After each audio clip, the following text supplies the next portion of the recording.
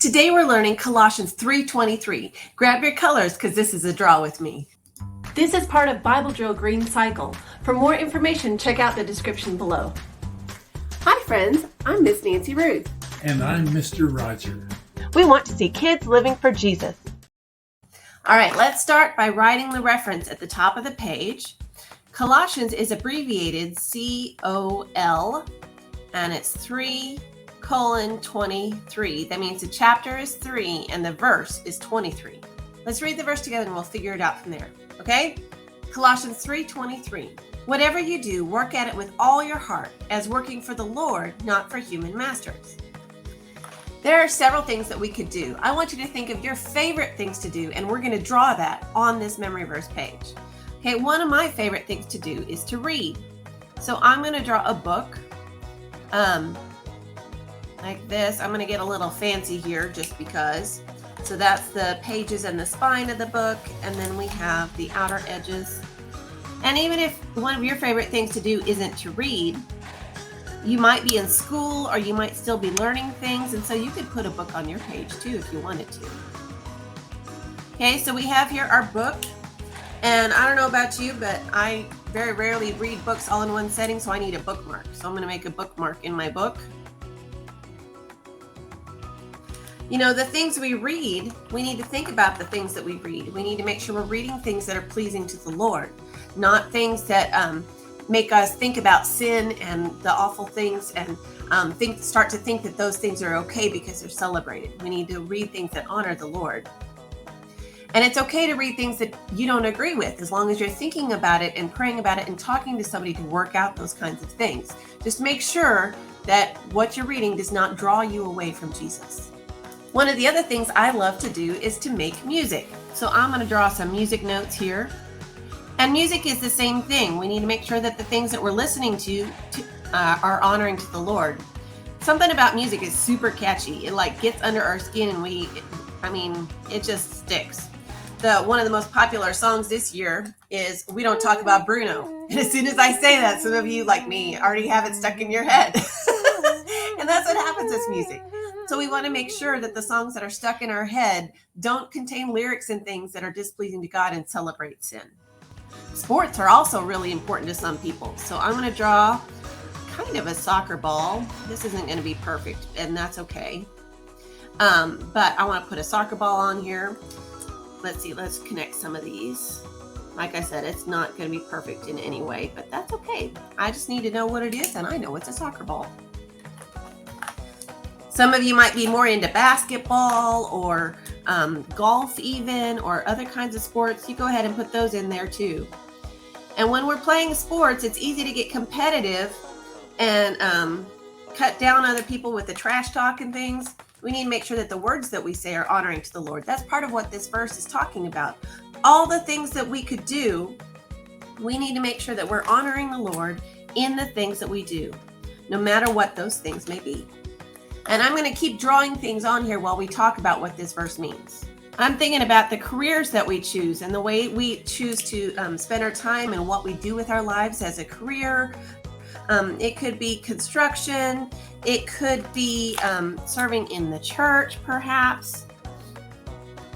And whether we're actually called to be ministers, like pastors and on staff at a church or not, we still need to minister to other people and tell them about Jesus and show God's love.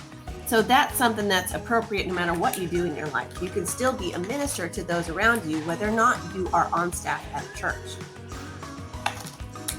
Maybe you want to be a chef or a cook and or make things in the kitchen, or maybe you want to be a teacher. I'm going to draw an apple for a teacher because I think of apples when I think of teachers. That seems to be a symbol nowadays of education. Whether you want to be a teacher or you want to go on and do more school, that's a way that we can honor the Lord and do this for Jesus as well as for the people that we're serving. Maybe you want to go into law enforcement or become a firefighter or something like that.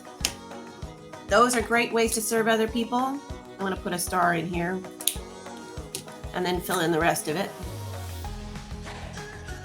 That looks a little wonky, but I know it's supposed to be a police hat. These are kind of like the old British police officer hats because I think they're fun. Maybe you want to go into medicine and help people that way. No matter what our careers are, we can honor God and serve Him. Like we've said, it doesn't have to be working in the church to serve the Lord in where He's called you to be. God calls some people to work in secular jobs, and that's a good thing. Because how are we supposed to tell people about Jesus if all the people we talk to already know about Jesus? It's really important to be able to be brushing shoulders with people who aren't Christians so that you can show them what it's like to live for Jesus and tell them about Jesus. Maybe you want to be involved in theater.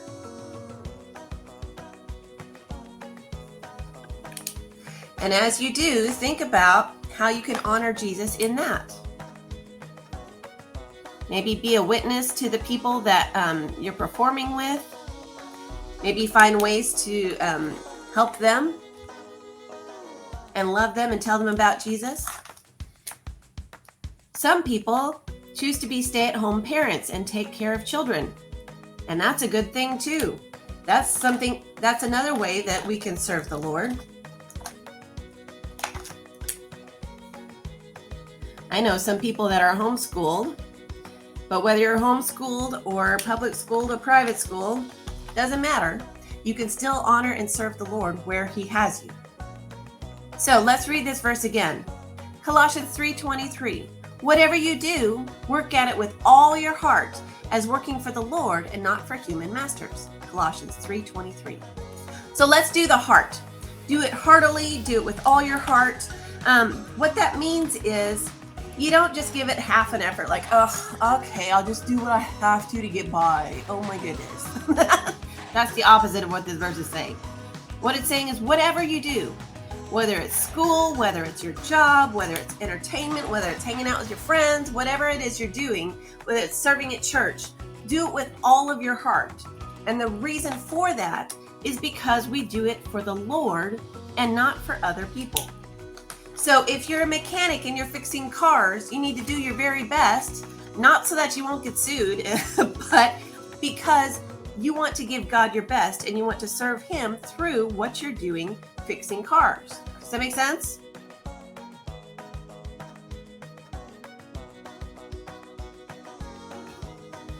Okay, to remind us that it's for God and not for people, first we're going to draw an arrow up for God. So this is for the Lord. All the things that we do it for Him.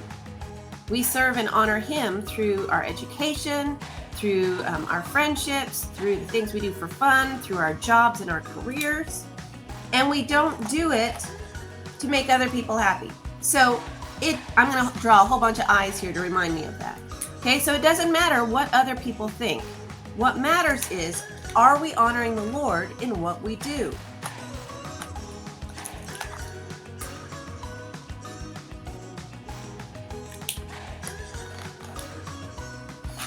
And sometimes people get really hung up thinking, oh my goodness, I need to wait and figure out what God has called me to do. That's a big phrase you'll hear a lot in the church. What has God called you to do?